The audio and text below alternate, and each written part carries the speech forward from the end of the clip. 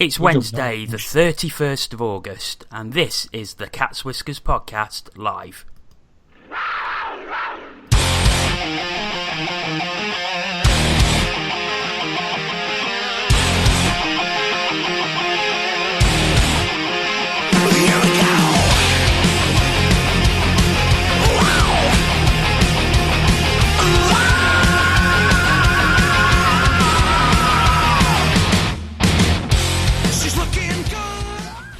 Hello and welcome to the latest edition of the live Cats Whiskers podcast. My name is Jono Bullard. On tonight's show, we'll be discussing Cam Jansen's departure, the signings of Dan Spang and Gingerich Pacl, all the Panthers pre-season games plus the other EIHL news, and a look ahead to Blaze versus Panthers in the Challenge Cup on Sunday.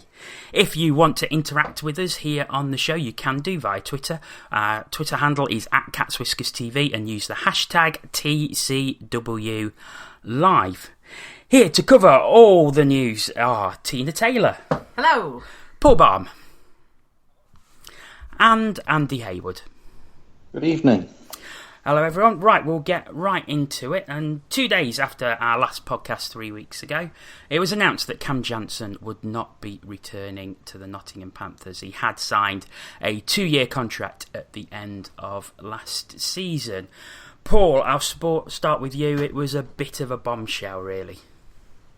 It was. Ruined my holiday. I literally only just got there. Yeah, I mean, anything where it's that close to the season is always going to come as a bit of a bit of a bombshell, a bit of a surprise. And I think with somebody like Jansen as well, he brought a lot of stuff that, whilst not completely irreplaceable, I mean, I'm looking on various social media. I think there were queues of people at the top of Victoria Flats, weren't they? But I mean, it's hard to replace because of the things he brought, but he's not irreplaceable. Andy, I mean, Paul says he's not irreplaceable, but there was an energy that he brought not only to his fellow players, the team, but the crowd as well. Whenever he was on the ice, it certainly seemed to lift the Panthers fans. Yeah, it did, but it's not. It's not too dissimilar to other players that we've had in the past, really, with regards that kind of presence and anticipation with regarding a big hit being thrown. The only difference, personally, for me was the fact that because of his size, because he was quite smaller, he probably got away with ones that somebody that's bigger wouldn't get away with. And obviously, he was an overall package. He brought you that toughness. He brought you that, that intensity and that passion, and the want to go out there and perform every shift. And it's, as a role player, he's not impossible to replace in the slightest. But as an all-round package, it becomes a bit more difficult. And I think that's where we might struggle to find that sort of player who can build that much kind of excitement. Tina, you was very much a Cam Jansen fan, but was you disappointed in the way that it was announced or the way that he left? I don't think you can be particularly disappointed because it's, for starters, being a Panthers fan, it's not the first time it's happened to us and it probably won't be the last. But, I mean, what can you do? I mean, the guy's got to start thinking about life after hockey, even before he really wants to.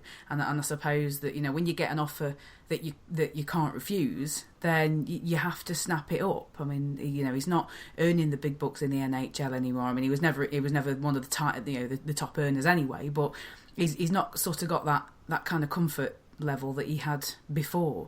I mean, we weren't going to be paying him peanuts.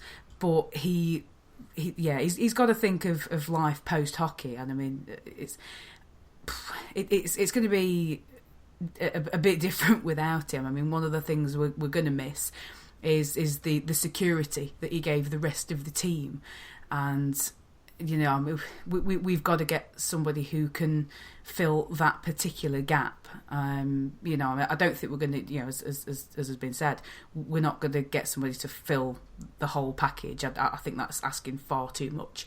But we need to get somebody who can replace that at least the on-ice presence that he had. I'm not disappointed with sort of how it was announced. I mean, you know, it was handled quite well, and, you know, Jansen had his opportunity to you know, just sort of send us a little message and just say, you know, thanks very much for, you know, letting me come over and play, but you know, it's something that I can't really turn down, and fair enough. Okay.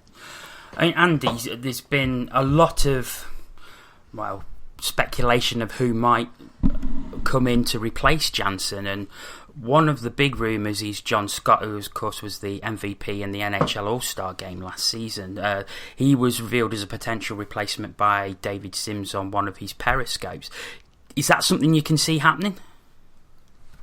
Right. Well, there's a couple of things here. One, yes, he's a former NHL player, so he's got a decent, you know, hockey pedigree.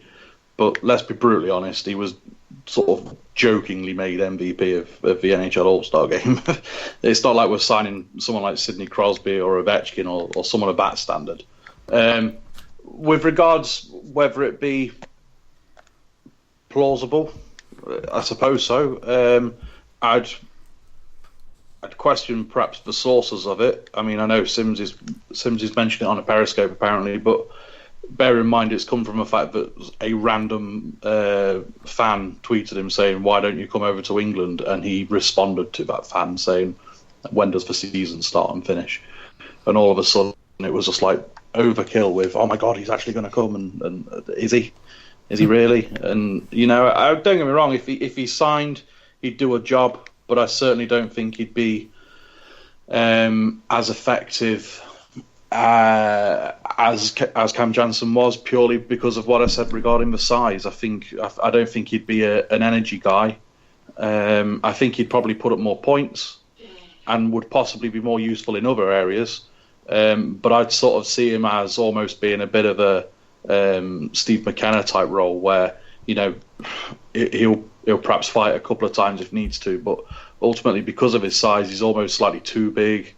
And obviously he won't be racing around the rink trying to hit anything and everything like Cam Jansen did, because he won't have that kind of stamina, I don't think.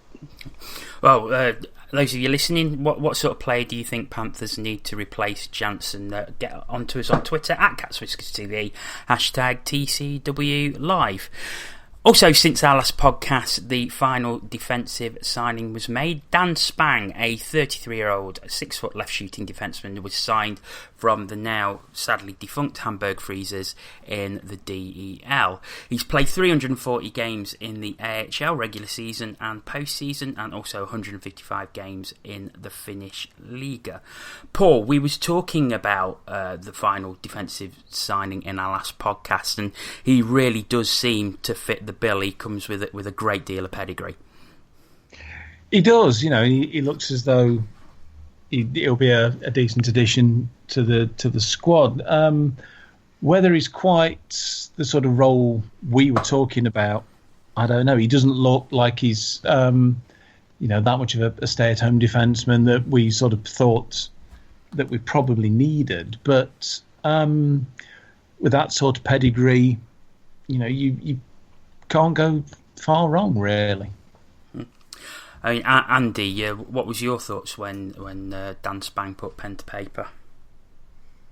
He looks very good, and I think one thing that, like Paul said, that we didn't quite expect was another sort of not necessarily overly offensive defenseman, but, you know, someone that they always talk about with regarding like on the power play and stuff. But I suppose one thing that can come out of it is if we have players like him and Dimon that are going to be utilised like that, it might mean that we see a more reserved and defensive Steve Lee, going back to how he was perhaps when he first signed. So it's all about the roles of the players and who's going to take what on, and ultimately until the season starts we're not really going to know. But he certainly is a player that you wouldn't particularly want to pass up on, that's for sure. I mean, Tina, we'd been lucky enough to see him play in Coventry last week.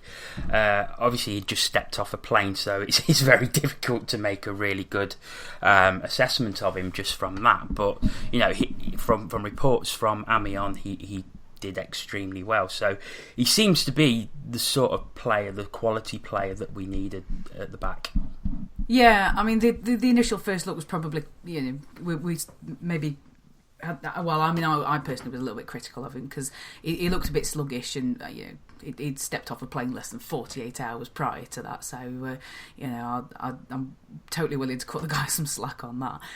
But yeah, reports from that I've heard from Amiens, it's looking good. Yeah, I mean, it's still early days, pre-season's exactly that. So, it's sort of, depending on how you feel about the Challenge Cup, it's Sunday when it when it all starts to come together. Okay. Moving on to Panthers pre-season, it started with a 5-2 home defeat to Braehead in the Aladdin Cup, the Clan winning the Aladdin Cup for the 4th season in succession. Matt Carter and Robert Farmer scored the Panthers goals. Paul, you was at the game, your overall thoughts on it? It beat watching Saturday night telly. Well, most things do, to be fair. Yeah. At the end of the day, it was a pre-season game where we were still 6, I think, in Port short, not the 2 or 3 that the club thought there would be. So quite where they'd lost the other 3, I wouldn't like to hazard a guess. They look rusty. Players look rusty. Braehead looked rusty. It was nice to get out the house. Basically, much more you could take from that. Without being overly critical, I don't know. And Tina, you made the game. What did you think? A typical pre-season fare? Yeah, it was. It was. One thing I will say is that Robert Farmer, he had a brilliant game. I think he's hit the ground running from pre-season onwards. I think he's from what I've read and what I know about. Yeah, he's been absolutely fantastic. The game itself, yeah, it was all right. It was good to watch, as Paul said. It was better than Saturday night telly. One funny thing that did nearly happen, though, there was nearly a Mark Lever's goal from a Tom Norton slap shot, which I thought would have been hilarious on the score sheet. That would have been absolutely brilliant. It was like a massive regression moment for any Panthers fan. But there were some good performances. I think Corey Nielsen has commented and said Steve Schultz looks was he even there? I can't remember. No, he wasn't. Oh, good lord! It's all merging into one. I think Matt Carter was definitely there, and I think he was one that stood out to me. Yes, he scored. So yes, he was there. He was definitely there. And well, people tune in for this deep, in-depth analysis. I know, it's wonderful, isn't it? One person that did also stand out to me was Sertic, despite him getting an injury and not actually playing for the third period. But I thought he looked pretty sharp as well. So maybe a couple that we're going to see some good things from. Andy, you made the game as well. Your overall thoughts? Nothing more of us really needs to be said. It was pre-season. It was not particularly exciting or intense, but it was a good workout for everyone and nice to be back. Just some quick thoughts on the Clan, though. I mean, a lot of people said that they could be favourites for the title. Again, did they impress you?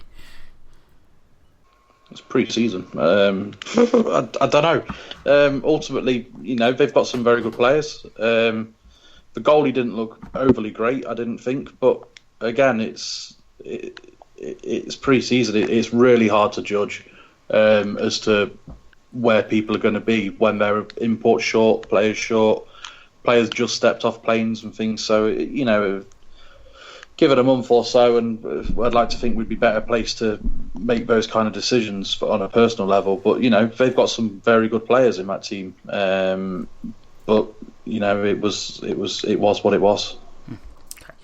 On last Wednesday night, Panthers went away to the Sky Dome to take on the Coventry Blaze. They came away with a 6-5 loss after being 4-1 and 5-2 ahead at points in the game. Robert Farmer scoring a hat-trick, Andy Sertich and Jeff Wart with the Panthers goals. Now, Tina, we was at that game, and God, weren't we? Yeah, we was talking about, it's nice to possibly see us win at the Sky Dome when we was 4-1 and 5-2 up, and then it all went horribly wrong. Yeah, it couldn't have gone more wrong. It was almost like a commentator's curse, only we weren't commentators. We were the poor saps who had to sit in the Sky Dome next to them god-awful drums. It was just, it was horrible. You sort of see third period, and we've got a nice nice cushion in terms of goals, and we'll go into the third with a we're looking good for it, and then we get a nice cushion of goals, score really quickly on Rennie Marr, the backup. I don't think we looked embarrassed at all. I think we were quite happy to go scoring on him, but then we just sat back and just didn't go for the killer instinct. It was interesting to watch. It doesn't really matter that it was a pre-season game. It's still walking out of the Sky Dome with a loss, and that was hard to swallow. I think for me it was the manner in which we lost the game, and yes, you can put a lot of the blame at Dan Green's door. He did have a particularly poor period when he came on. However, you also have to look at the defence, who seemed to completely leave him out to dry as well. Do you think that's fair? Yes, yeah, very much so. I think there was a lot of impetus on going forward, and that there was, I think, if I recall correctly, at least 2 of the goals that Dan Green gave up were from 2-on-1s, where somebody had gone forward and left their defensive partner to defend a surge from the Coventry Blaze, and they've got some quick players. They've got some players who can hurt you. So some of the new, some of the guys we already know, they're quite nippy, and some of the new guys are looking good as well. So yeah, it was tough to sit and watch us lose, what felt like a comfortable lead through. And I hate having to say it, but through bad goaltending and through a little bit of a defensive lapse, it just wasn't pretty to watch. Okay. Moving on then to the Napoleon Cup, which took place in Amiens, northern France, over the weekend. And Panthers started on Friday with a 3-0 victory over the Kassel Huskies from the DEL2 in Germany. Goals from Stephen Schultz, Jeff Brown and Logan McMillan. And Paul, that is a very good result against a very good German side. It's not bad, is it? I mean, you've got to realise it's pre-season for them as well, and you don't necessarily know how seriously they were taking it. But it's important, I think, to get the wins where you can. And I mean, all right, yeah, it's fair enough giving people ice time, like Dan Green, he needs preparation. Maybe he needs more preparation. But you've also, a win or two improves morale in the camp. There's nothing worse than coming into the season having had a terrible pre-season. At times you never really recover from it. Next night, Panthers took on the house Amiens, a 5-3 victory. Goals spread around from Andy Sertich, Matt Carter, Rob Lakovic, Rob Farmer and Ollie Betteridge amongst the goals. Andy, pleasing to see a good spread of goals, and particularly from the Brits as well. Yeah, definitely, because that's one of the things that a lot of people touch on with this team is it's slightly goal light. So obviously to see it spread round is good, but like Paul said, with regarding ice time, I imagine that bar possibly power play and penalty kill, where I imagine they were looking at specific roles. Realistically, I imagine ice time was shared out relatively evenly, so you would sort of think that perhaps that there is more chance of a more evenly spread display of goals coming if everyone's getting equal amounts of ice time. But no, it is very good to see, especially at this early stage. It gives the lads a bit of confidence, the ones that have scored, and hopefully it will continue going into the weekend and into the rest of the season. Going into Sunday, and Panthers with a loss to the winners of the tournament, the Three Rivers University of Quebec, a 7-3 loss. Jeff Waugh, Matt Carter and Jeff Brown with the goals. The worry in that game was Mika Wiekman came off halfway through the game with what appeared to be a leg strain. Others have said dehydration due to, for people who know Amiens, it is played under a glass roof, and it was 35 degree temperatures, so it would have been incredibly hot in the ice rink. So I think a lot of players suffering with cramp and dehydration. Tina, not a great end to the weekend, but Corey will have got a good deal of information from that whole tournament, I would have thought. Yeah, definitely. I mean, the University of Quebec, they're a decent team. I mean, I seem to recall they were in the tournament last time, and somebody can correct me, but I'm just wondering if I think they may have been the winners last time as well. So you can't win them all, basically. I mean, a score line of 7-3. I don't know what the share of the goals were, but obviously with Wiekman coming off, you imagine Green's gone in, and if he's carried on the form that he's had with the rest of his pre-season, then perhaps that's where some of the goals have gone in. If anybody who went to Amiens could wants to comment on that and correct me, then that's absolutely fine. It's always a worry when you lose your starting netminder for any reason at all. I was up in Scotland when Wiekman was injured in inverted commas last season, so you sort of your heart sinks a little bit when you read that. Just going on that, the Green Room today, which is available on Panthers YouTube. Mika Wiekman was the guest, and he spent the entire show cycling on a cycling machine.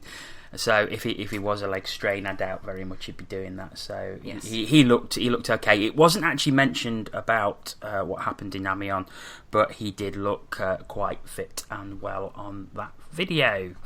However, talking of netminders and the pre-season goal against averages, unfortunately I haven't got save percentages because there was no shots on goal from the games in France. Wiekman with a great goals against average of just 1.71. However, Dan Green with a goal against average of 10, which is a bit of a worry. So that brings us neatly on to our next part of the show, and that is the netminder. Jindřich Pacl was signed earlier in the week, a 21-year-old Czech netminder who has played at all levels of the Czech national team up to under 20. Paul, was that a surprise? It was a bit, if I'm honest, but I think it may well be a pretty good decision. Having seen the video that's been doing the rounds, thinks on YouTube, he looks pretty good. And obviously Corey saw an opportunity to strengthen the squad. I've seen a lot of people saying how sorry they feel for Dan Green and everything, but he'll understand. He's a sportsman, that there is no sentiment in sport. The only place where you get points for sentiment is in writing birthday cards. It's almost the antithesis of this comment about we were embarrassed to score on Coventry, which quite frankly I think is pathetic, but we won't dwell on that. You've got Nielsen's job is to strengthen his squad as and where he sees fit, and he's done that, I think. Andy, was it a surprise to you, or do you feel it was something that we needed? No, it's a surprise to me. I personally think that it perhaps puts not necessarily his overall fitness, but I think last season's fitness for Mika Wiekman, I think was probably a contributing factor as to why we've gone for another in-point netminder, because of obviously what happened last year. But I still think it is strange. It's the first time probably since the ISL days where we've gone a season starting with 2 import netminders. I might be wrong, but it's certainly what I can remember. Wise, it was probably like Pieter and was it Sandstrom? Yeah. So it's a sort of it's always good to have options, and that's fair enough. But obviously, it's a position where it is one or the other. So inevitably, if you ride a goalie while he's hot, then you're going to have another one that's not happy about not playing. And it breeds competition, which is good. But you've also got to be slightly wary of sort of the flip side of that and trying to breed harmony. But no, it is good, and it's a decent signing. He looks very good, and obviously if Wheatman takes a knock, we look like we've got a suitable replacement ready to jump straight into the lineup. I think in terms of how much he'll play and how he'll take that, I could be wrong, but I think looking at the figures, I think he's the 4th choice goalkeeper on that side that he's with now. So certainly at least 3rd. So maybe he sort of took this as an opportunity to possibly get more ice time anyway. Okay. Just some of your comments that we've had while we have been on there from Rodney Rouse, who has got in touch with us on Facebook. He says, who would be our captain of the Panthers and why? So very quickly, I'll start with you, Tina. Oh, I really wish you hadn't. I'll start with you, Paul. I got I'll put my name down for a Brad Moran. A Brad Moran, okay. Well, why? Very quickly. Because you asked me for a name. Experience. Yeah, fair enough. Andy? Exactly the same. I think it'll be Brad Moran. Okay. It's a it won't be for his. It won't be for his timekeeping, though. It'll be for his experience. Tina.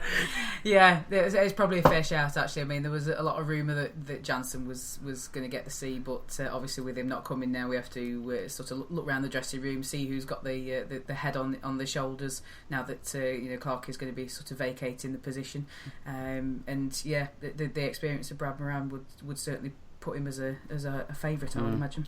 I think Brad Moran is a very, very good shout because of the experience, but also for experience, I think Dan Spang could be in with a shout. He's played at a very, very high level and is a very experienced player. And I don't know, I quite like defensemen as captains. I don't know why, but I just do. But so that would be my 2 I would be looking at. So thanks for the question, Rodney. Also, we've got from Allington Skates, who's got in touch with us on Twitter, #TCW Live. With regards to the replacement for Cam Jansen, he says he would take John Scott for toughness, but would love to bring in Justin Johnson. Well, it's quite funny that he mentions those 2 names in the same tweet, and I don't know if he's done it on purpose, but Justin Johnson has actually only played 2 games in the NHL for the New York Islanders, and in one of those games he fought John Scott and floored him. so I don't know if that was deliberate or not, but I thought I recognised the name when I saw that come up, so I just had a cheeky look. But yeah, I mean, he's sort of been bouncing around the AHL and the East Coast League, and he does seem to sort of slot into that, maybe that sort of energy kind of mould that Cam Jansen was in. So yeah, but it's maybe a good shout. But he was playing for the Marlies, I think, last season. So I don't know where he's at the moment. So doesn't appear to have a team on elite prospects. So yeah, maybe there's a name to throw into the old rumour hat. The only thing with him is he only played 8 games last season, so I doubt he'd get a work permit. Don't know the reason for that, but yeah. Okay. If you want to have a look at all the pre-season highlights from all teams in the Elite League, including the Panthers Brayhead highlights, you can find them on Goons and Pucks panthersfan.wordpress.com. It's a site owned by James Vickers, a Panthers fan, and you can catch him on Twitter at thepanther26. Some other very quick Panthers-related news before we move on to the EIHL. The Panthers Supporters Trust, or a Panthers Supporters Trust, is currently in the process of being set up. Now, guys, I just want to know what you think about this, because from what I've seen and the communication that has come from the guys who are setting it up, they seem to be doing it the right way. They're going through proper supporters trust, they're going through proper legal means, and I also like the fact that they've said that it is not a platform for bitching and moaning and whining. It is for positive change within the club and trying to bring about positive change in a constructive way. So, Paul, your very quick thoughts on that. I'm not sure about positive, no bitching and whining. That counts me straight out. We'll see what happens. I think the biggest problem with anything like this is getting the club involved. And for a club which, all right, it may be changing in some ways, but has something of a reputation for not being all that communicative with people when it doesn't want to be. That, I think, is the biggest stumbling block for them. Andy? Well, I'm not entirely sure what a supporters trust is as such. Is it replacing the supporters club? Or? No, it's more. I think it's more involved with actually probably being part of the club, or because I know there's one at Forest being set up at the moment because of obviously the Omni shambles that they happen to be in at the minute. But I think it's something to do. I think it's something to do with actually being part of the club rather than being a supporters club as such. So, okay, right. Well, again, I don't really know what it is or what's involved, but I'm sure it'll be good. Tina? Yeah, it depends where they go with it, how they do it, and if the club are willing to embrace the change that any kind of positive change that comes from it. It's in its infancy, so we've just got to see where it goes. So hopefully somebody with good head on their shoulders is behind it, and the people, anybody who gets involved with it can get involved with it without railroading it and turning it into another cage forum. Okay. Just looking at the Facebook page, it just says a supporters trust established to strengthen the influence of Panthers fans over the running of the club. If you would like to find out more information, they have a Twitter account which is at MP Supporters, and also a page on Facebook at Nottingham Panthers Supporters Trust. And hopefully in coming shows throughout the season we will get some of the people involved in the trust to come on and just tell us exactly what it is all about. We did offer for them to come on to this show, but obviously they're still in the infancy of setting it up, and they said they would rather come on when things are a bit more established, which I think is absolutely fair enough. So we will look forward to having them on a future show. Moving on to general news throughout the rest of the Elite League, and Sheffield have been taking part in the Champions Hockey League. They've lost their first 3 games, 5-3 and 5-2 to HV71 of Sweden, and then an 8-1 defeat away at Red Bull Salzburg. They will be taking them on the 11th of September in their final game. There's a very, very slim chance they can still qualify for the next round, but they would have to win by many goals against the Red Bull Salzburg team. Now, I was actually at the game working on Saturday, and I have to say, as good as HV71 were, I thought Sheffield actually matched them 5-on-5. I don't know, did anybody else see the game? Nope. You Okay. are alone. I am just alone in that one. Yeah, you have the floor.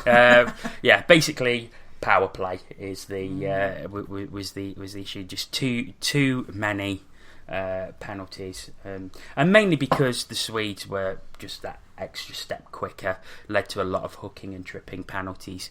But I think fair play to the Steelers. I don't say it very often, but they gave a very, very good account of themselves, and Rob Dowd scored an absolutely beautiful goal for their first. But in the end, the Swedes looked like they had plenty in reserve anyway. But even so, a 5-2 defeat to a team of that calibre, it's a very good result. Same as their 5-3 victory away in Sweden.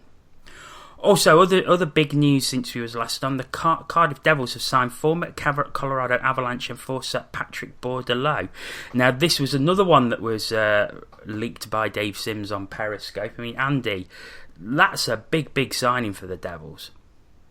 Yeah, it is. It's a very good signing. It looks like a real sort of game changer for them. He looks like he obviously, we know what his size and his physicality, but I think in this league he should also be able to put up some really good numbers as well. So it's a very good signing and certainly makes them stronger.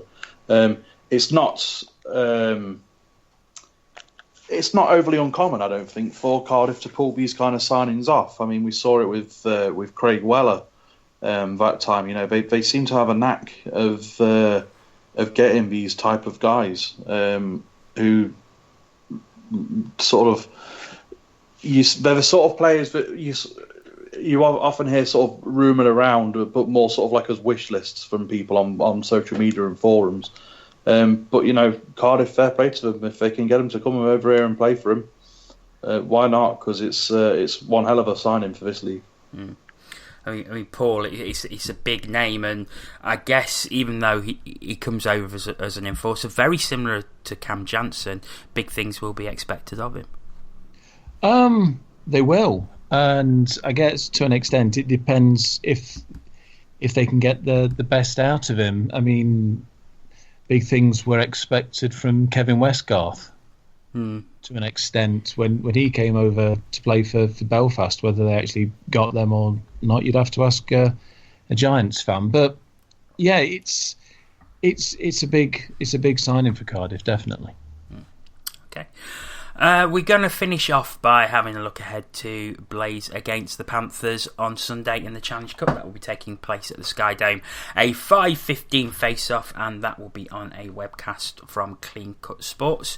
So just search for Commentary Blaze TV if you want to watch that. Otherwise, head down to the Sky Dome. It's always a good atmosphere down there. Tina, I believe you're going to that one. So what are you expecting? Especially after the pre-season Oh, game. God, what am I expecting? I expect nothing when I go down to the Sky Dome, so then I'm never disappointed.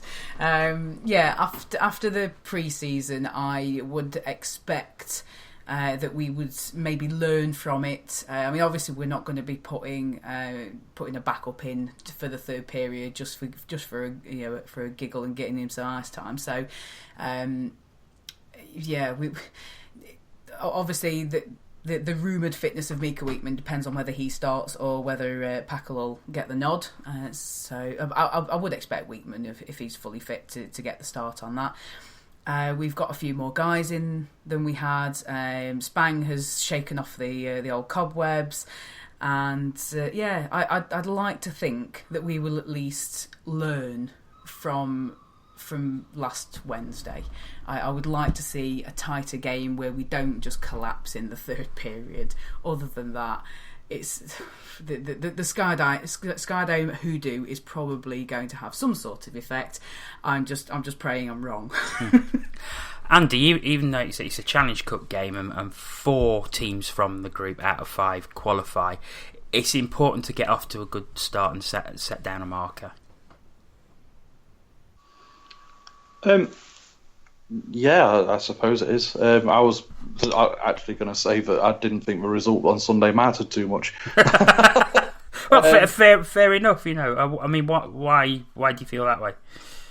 Well, a lot gets made of the Sky Dome hoodoo, which I'm not convinced is quite as bad as it's made out, but it sort of goes in fits and starts, because there was that spell where Coventry couldn't buy a win against us home or away, and obviously now last season and probably some of the season before we really struggled there. But no, I just think it's a difficult place to go and win. It's the first proper game of the season, so we're still bedding players in. We've only had a couple that have had no games yet. They've just been training. And it's away from home, and obviously, like you say, there's a lot of teams that qualify out of a five in the league. Obviously, 4 go through. So I just think overall the result isn't necessarily that much of an issue on Sunday. I think more it's a case of trying to get players used to systems, trying to get players used to each other. For the long run, I think that's more important than getting the 2 points. I mean, Paul, obviously the 2 points would be great. Don't get me wrong. Paul, a lot's been made on social media, especially today. I've seen where the Elite League are advertising that the league starts in 9 days' time, but there's, I think, 3 Challenge Cup games over the weekend. Is it another, I suppose, nail in the coffin of the Challenge Cup that it's not thought of as the start of the season? No, it's not thought of as the start of the league. Quite why the league are doing that, I don't know. Maybe it could be, but if they are, then it seems a bit daft, really, because games are revenue. Surely, that when you've got a league that's owned by the owners, surely they should be seeing these things and thinking, we need to make the most of these. But I mean, in terms of the game and of this Coventry hoodoo, I've never actually seen us win in Coventry. I saw a dreadful 2-2 draw pre-season when they were in the BNL. The year we had the likes of Joel Poirier, things like that. And that's going back some years. That it is. I was there for the only game we lost in the year in the league. Oh yes, and that god awful playoff debacle a couple of seasons back. But I was thinking I might, fancy a bit of a run out on Sunday. So if anybody wants to send me money to keep me at home, then my bank details are on the screen now. What was the question? I think you've answered it. That's all right then. Yeah. Basically, the league are doing it a disservice. Bring it back and sort it out and do it properly.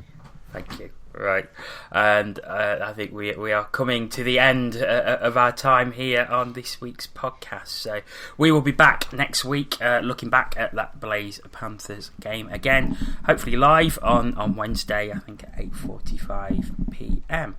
But that is it for this week's show. So I want to say a very big thank you to Andy Haywood. No worries at all. Anytime. Paul Barb. Thank you, and don't forget, send money now, or you know what'll happen. And last but not least, Tina Taylor. I don't think I'm going on Sunday. TTFN.